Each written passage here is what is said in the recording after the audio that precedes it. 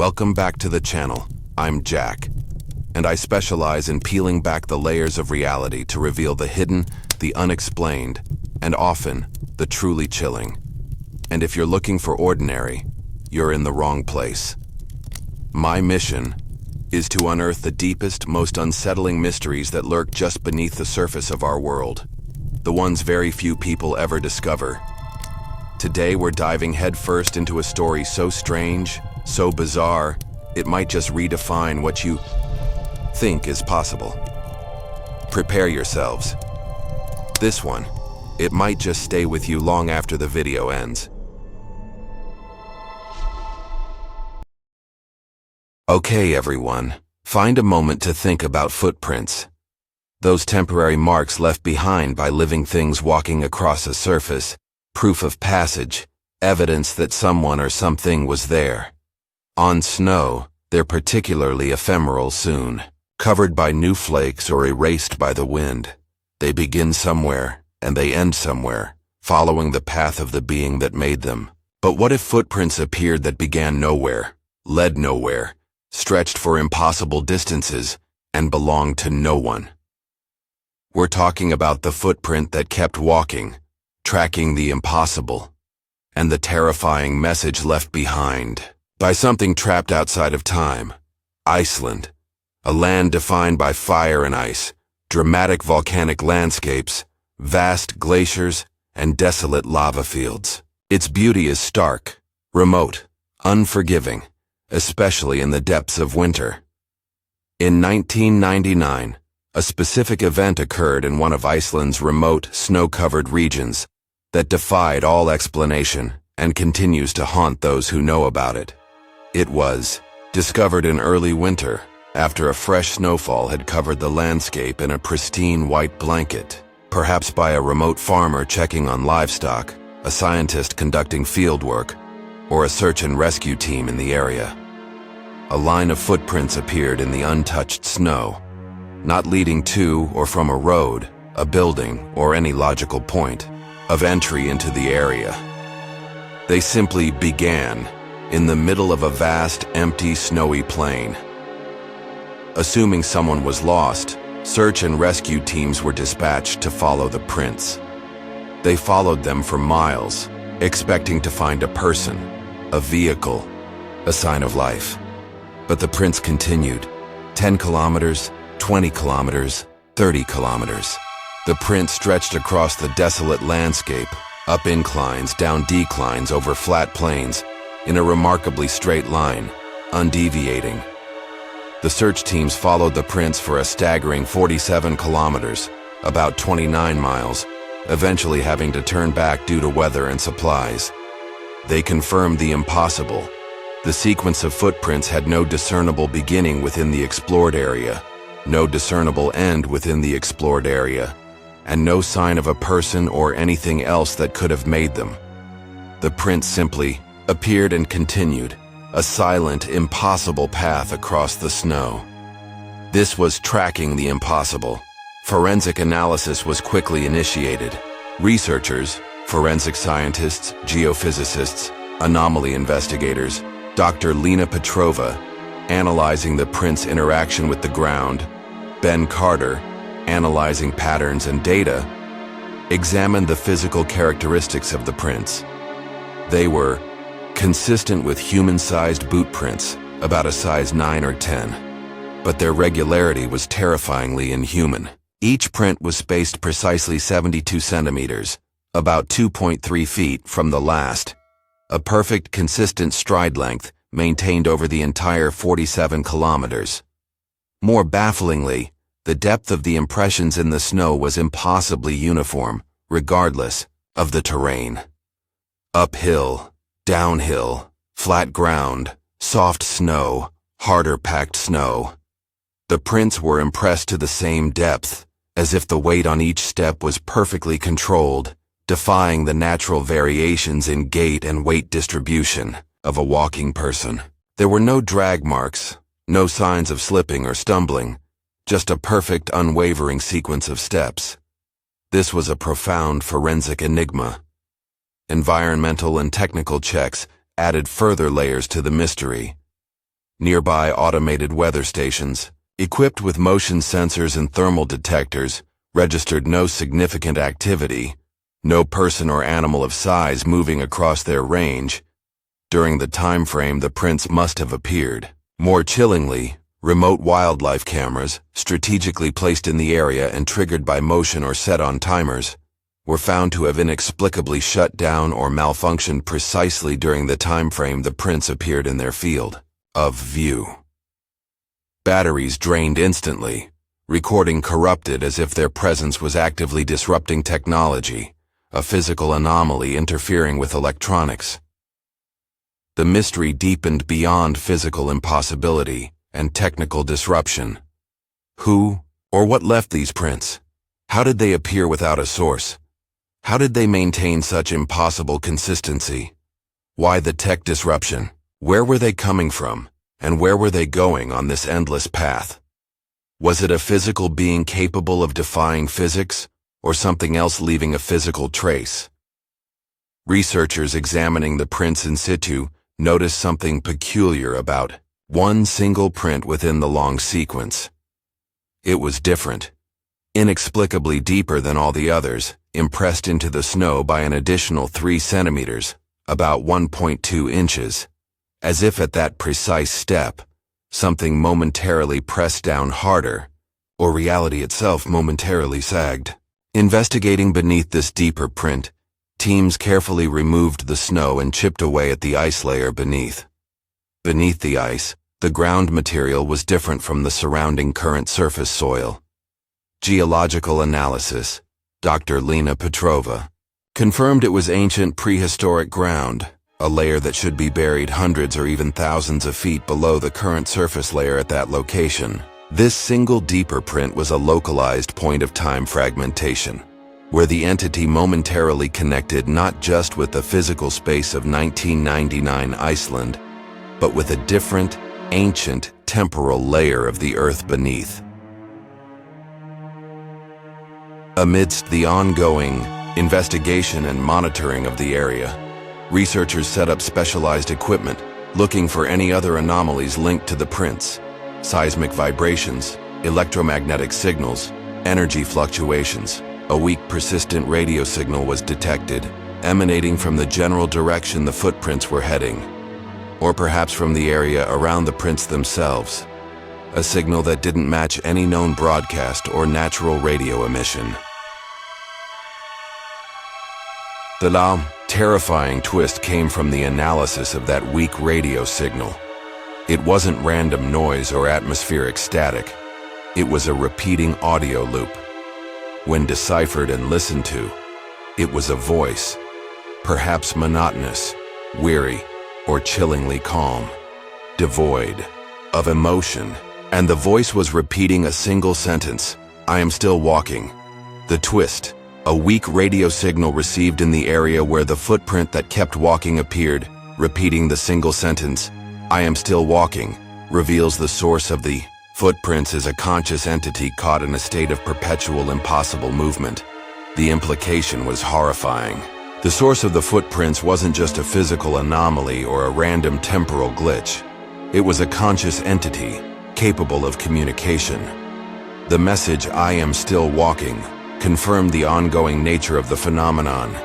The entity was perpetually in motion, caught in a state of endless, perhaps involuntary movement, an eternal journey across boundaries it couldn't transcend. This entity was likely not existing entirely within our conventional linear time or space. The prehistoric ground under the single deeper print wasn't just a geological oddity. It was a tangible scar, a moment where the entity's reality bled into ours, hinting at its origin or its current state being outside the confines of our physical dimension and temporal flow. The prints were the physical manifestation of its passage, its struggle, its endless movement through our dimension. The tech disruption was explained, the entity's non-physical nature, its temporal displacement, or its inherent energy field actively interfered with electronic devices as it passed, like a ghost causing electrical surges, but on a more fundamental level. The 47-kilometer path with no start or end was not a journey from A to B.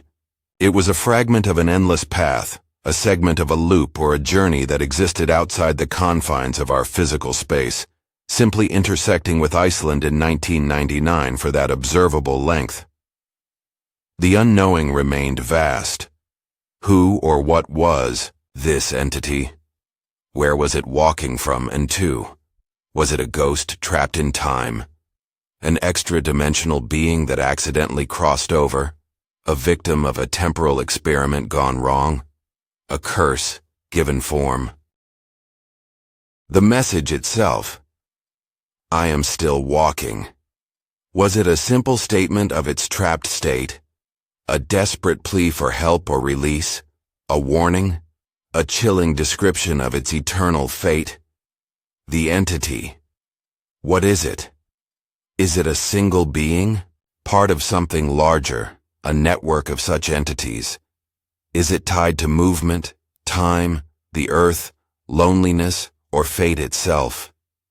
The earth, geological link, prehistoric ground, Iceland, the time, temporal effects, 1999, the spiral, endless path, repetition, the unknowing, source, purpose, fate, the voice, radio message, the machine, tech disruption, the stranger, alien nature, the vast, scale of walk, isolation.